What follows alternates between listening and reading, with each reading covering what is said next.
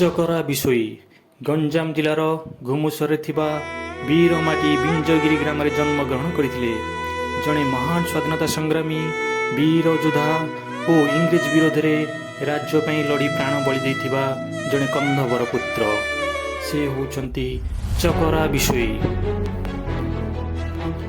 ଏଇ ଯେ ଶୁଭୁଛି ରଣହୁଙ୍କାର ଘୁମୁସର ମାଟି ବୁକୁ, ଯେଉଁ ମାଟି ପରେ ବୀର ଯୋଦ୍ଧାଏ ସଂଗ୍ରାମ କଲେ, ବିପ୍ଳବ କଲେ ହଟାଇବା ପାଇଁ ଶତ୍ରୁ।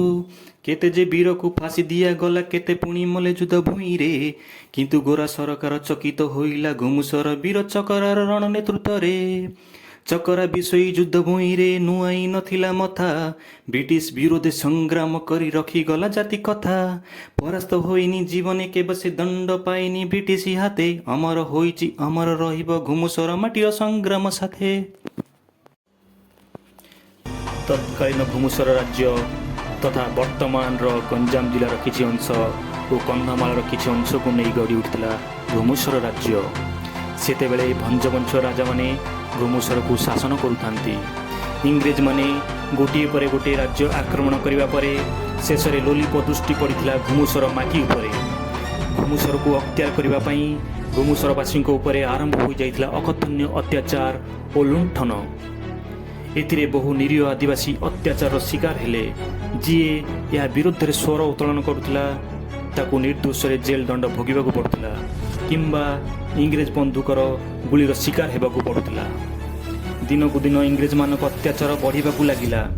ଶେଷରେ ଇଂରେଜମାନଙ୍କ ଅକଥନୀୟ ଅତ୍ୟାଚାରର ଅଧିଷ୍ଠିତ ହୋଇ ଚକରା ବିଷୋଇ ନିଜ ମା ମାଟିକୁ ଇଂରେଜମାନଙ୍କର କବଳରୁ ରକ୍ଷା କରିବା ପାଇଁ ସଂଗ୍ରାମ ଆରମ୍ଭ କରିଦେଇଥିଲେ। ସେ ଦୀର୍ଘ 20 ବର୍ଷ ଧରି ତଥା 1836ରୁ 1856 ମସିହା ପର୍ଯ୍ୟନ୍ତ ଇଂରେଜମାନଙ୍କ ବିରୁଦ୍ଧରେ ସଂଗ୍ରାମ ଜାରି ରଖିଥିଲେ। ସେ ଜଙ୍ଗଲରେ ଥିବା ଆଦିବାସୀମାନଙ୍କୁ ନେଇ ଗଠନ କରିଥିଲେ ଗରିଲା ବାହିନୀ ଓ ସେ ଏହାର ମଧ୍ୟ ନେତୃତ୍ୱ ନେଇଥିଲେ। ଏହି ବାହିନୀ ଇଂରେଜମାନଙ୍କ ନିଦ ହଜାଇ ଦେଇଥିଲା। 1823 ମସିହାରେ ଜନ୍ମ ହୋଇଥିବା ଚକରା ବିଷୋଇ ମାତ୍ର 13 ବର୍ଷ ବୟସରେ ନିଜର ଦାଦା ଦୋରା ବିଷୋଇଙ୍କୁ ଇଂରେଜମାନେ ଦେଶଦ୍ରୋହୀ ଭାବରେ କାରାଗାରକୁ ପଠାଇ ଦେଇଥିଲେ ଓ ନିଜ ପିତାଙ୍କୁ ଇଂରେଜମାନେ ନିର୍ମମ ଭାବେ ହତ୍ୟା କରିଥିଲେ। ତାଙ୍କର ଭାଇ, ବନ୍ଧୁ, କୁଟୁମ୍ବକୁ ଇଂରେଜମାନେ ଜେଲ ପଠାଇ ଦେଇଥିଲେ। ମାତ୍ର 13 ବର୍ଷ ବୟସରେ ସମସ୍ତଙ୍କୁ ହରାଇ ଅନାଥ ହୋଇଯାଇଥିଲେ ଚକରା ବିଷୋଇ। ଇଂରେଜମାନଙ୍କ ଏହି ସବୁ ଅତ୍ୟାଚାର ଦେଖି ତାଙ୍କ ମନରେ ବିଦ୍ରୋହର ବିପ୍ଳବ ଭାବ ଜାଗି ଉଠିଥିଲା। ଘୁମୁସରବାସୀଙ୍କ ଉପରେ ଅତ୍ୟାଚାର ଓ ଘୁମୁସର ମାଟିକୁ ଇଂରେଜମାନଙ୍କ କବଳରୁ ରକ୍ଷା କରିବା ପାଇଁ ହାତରେ ଧନୁ ତୀର ଧରି ଆରମ୍ଭ କରିଦେଇଥିଲେ ସଂଗ୍ରାମ। ପ୍ରଥମେ ସେ ଜଙ୍ଗଲରେ ଥିବା ଆଦିବାସୀ ଯୁବକକୁ ନେଇ ଗଠନ କରିଥିଲେ ଗରିଲା ବାହିନୀ। ପିଲାଟି ବେଳୁ ଯୁଦ୍ଧ କ୍ଷେତ୍ରରେ ନିପୁଣ ଥିବା ଚକରା ନିଜର ଯୁଦ୍ଧ କୌଶଳକୁ ନେଇ ଆଦିବାସୀମାନଙ୍କୁ ଶିକ୍ଷା ଦେଉଥିଲେ ଏବଂ କିଭଳି ଇଂରେଜମାନଙ୍କ ଠାରୁ ନିଜ ରାଜ୍ୟକୁ ଓ ଜାତିକୁ ରକ୍ଷା କରିବା ପାଇଁ ପ୍ରେରଣା ଦେଉଥିଲେ।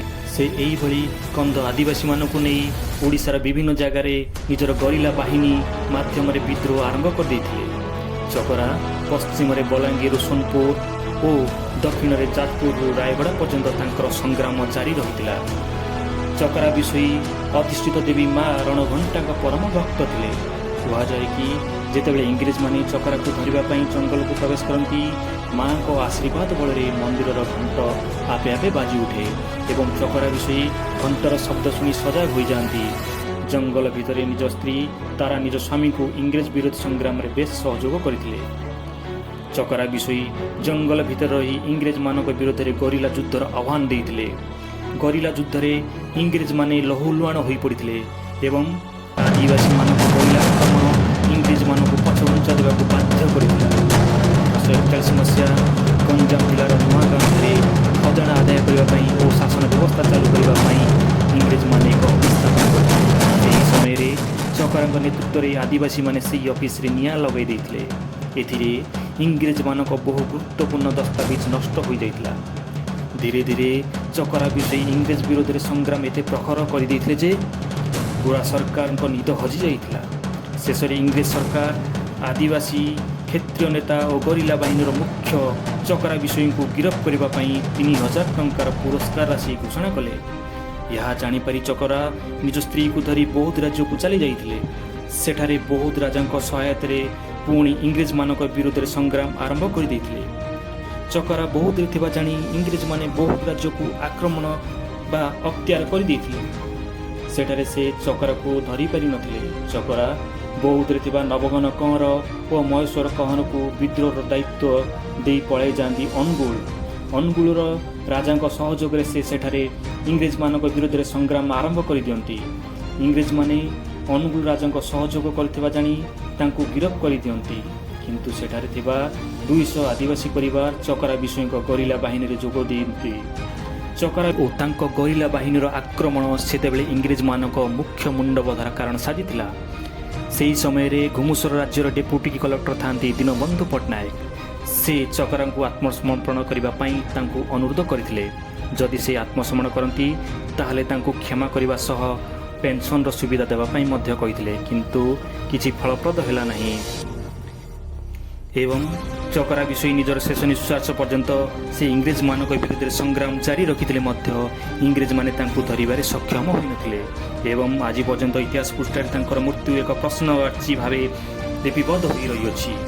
ତାଙ୍କର ଇଂରେଜମାନଙ୍କ ବିରୁଦ୍ଧରେ ନିଃସ୍ୱାର୍ଥପର ସଂଗ୍ରାମ ଓ ଆଦିବାସୀମାନଙ୍କ ଜାତିପ୍ରଥାର ସୁରକ୍ଷା ପାଇଁ ସେ ଯେଉଁ ସଂଗ୍ରାମ କରିଯାଇଛନ୍ତି ତାହା ଘୁମୁସର ମାଟିର ଗର୍ବ ଓ ଗୌରବର ବିକଶିତ କରିବା ସହ ଇତିହାସ ପୃଷ୍ଠାରେ ଚିରସ୍ମରଣୀୟ ହୋଇ ରହିଥିବ।